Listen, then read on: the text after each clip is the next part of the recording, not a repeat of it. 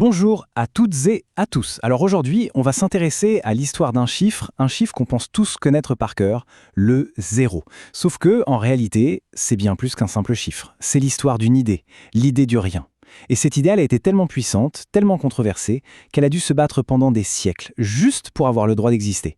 Et au final, elle a complètement changé notre monde. C'est vraiment la question qui est au cœur de tout ça.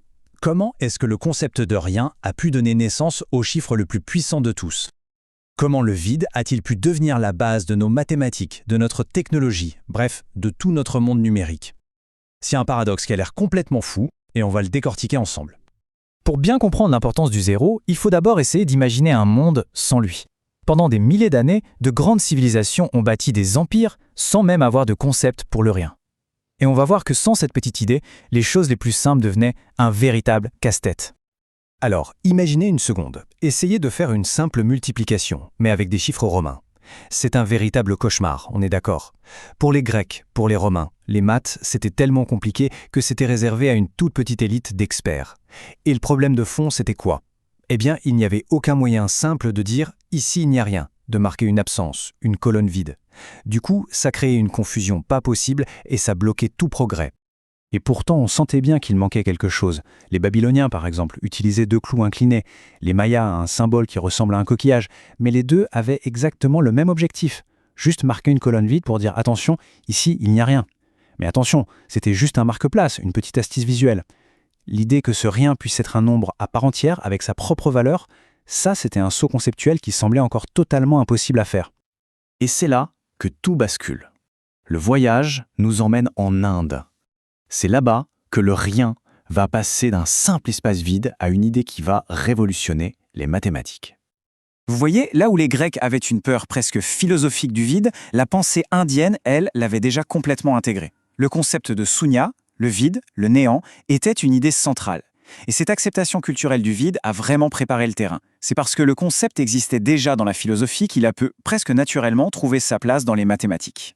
L'association d'idées est presque poétique en fait. Le vide de l'espace, le ciel, l'infini, tout ça a été symbolisé par la voûte céleste qui a une forme de cercle. C'est donc assez logiquement que le cercle est devenu le symbole du vide numérique. Le zéro que l'on connaît aujourd'hui, eh bien il est né comme ça. Regardez bien, la ressemblance est stupéfiante, non ? Ces symboles indiens, très anciens, sont les ancêtres directs des chiffres que l'on utilise tous les jours sur nos claviers. C'est la preuve irréfutable que les fondations de nos mathématiques modernes, elles ont été posées là, à ce moment précis de l'histoire. Mais le vrai coup de génie, il est là. Brahmagupta ne s'est pas contenté de lui donner un symbole. Il lui a donné des règles, et pour la toute première fois, on pouvait additionner, soustraire, multiplier avec zéro. Le rien n'était plus une vague idée philosophique, c'était devenu un véritable outil mathématique. C'est vraiment à ce moment précis que le zéro est né en tant que chiffre. Une fois qu'il est né, ce chiffre révolutionnaire ne va évidemment pas rester en Inde. Il va commencer un très long voyage en se propageant le long des routes commerciales et intellectuelles. Et il va tout transformer sur son passage. Mais attention, ce voyage a été incroyablement lent. Il a duré des siècles. L'idée s'est d'abord répandue vers l'Est, en Chine, puis elle a pris la route de l'Ouest. Et son arrivée à Bagdad, qui était à l'époque le cœur intellectuel du monde, a été un vrai tournant. C'est là que les savants du monde islamique l'ont adopté, l'ont perfectionné et l'ont préparé pour sa prochaine grande étape, l'Europe. Le mot arabe « azafir », qui veut dire « le vide », c'est la clé de tout. C'est fascinant de se dire que ce simple mot a donné naissance à la fois à zéro, mais aussi à notre mot chiffre. Autrement dit, le mot qui désignait le rien a fini par désigner tous les nombres. C'est un témoignage incroyable du rôle de passeur de connaissances qu'a joué le monde arabe entre l'Inde et l'Europe. Sauf que voilà, quand cette idée brillante arrive aux portes de l'Europe, elle ne reçoit pas du tout un accueil chaleureux. Bien au contraire, elle va se heurter à un mur de résistance qui va durer des siècles, une véritable guerre idéologique qui était sur le point de commencer.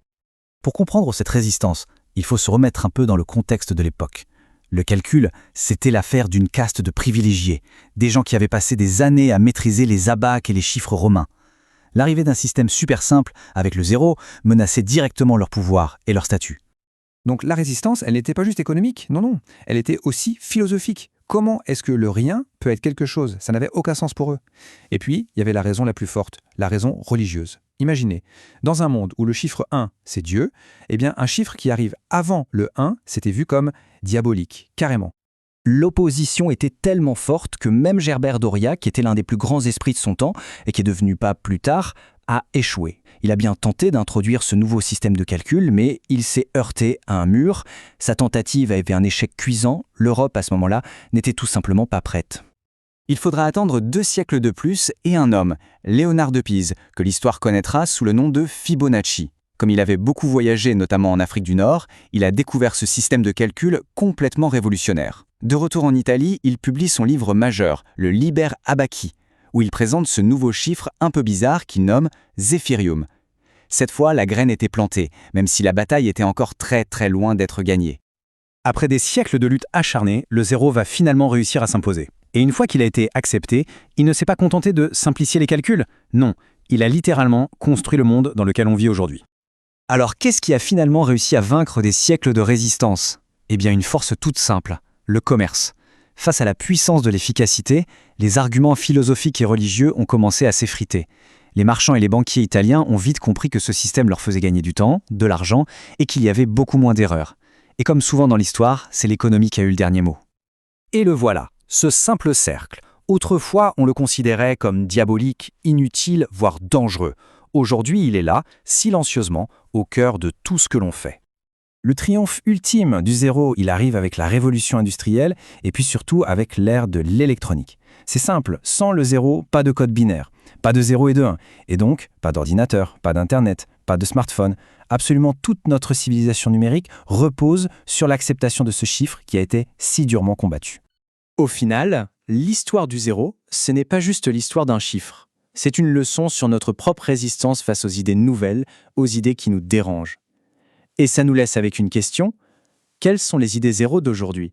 Ces concepts qui nous semblent peut-être impossibles, voire dangereux, mais qui détiennent la clé de notre futur? La réponse est peut-être juste sous nos yeux. Merci de votre écoute.